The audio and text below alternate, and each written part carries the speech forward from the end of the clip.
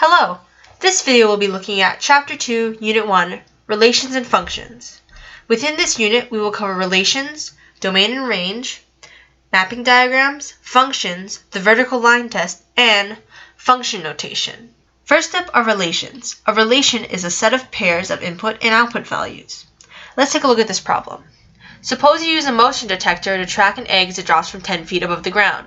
The motion detector stores input and output values. You can write a relation as a set of ordered pairs.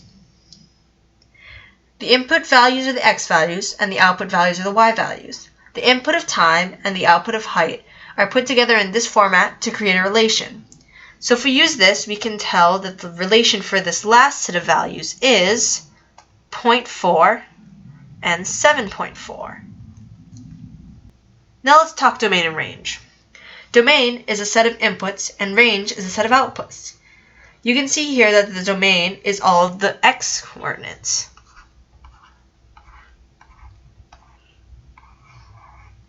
And that the range is all of the y coordinates. Now let's move on. A mapping diagram is basically a visual representation of the connection to domain and range, as you can see right here. The domain is pictured on one side and the range is pictured on the other. Now let's move on to functions. Functions are relations in which each element of the domain is paired with an element of the range.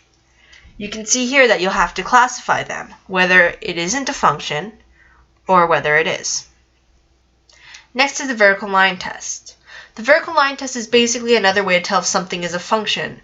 When graphed, functions always create a vertical line, like you can see right here.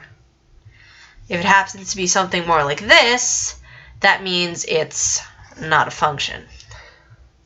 And last but not least is function notation. When writing a function, use f of x, as seen right here. Thank you very much for watching.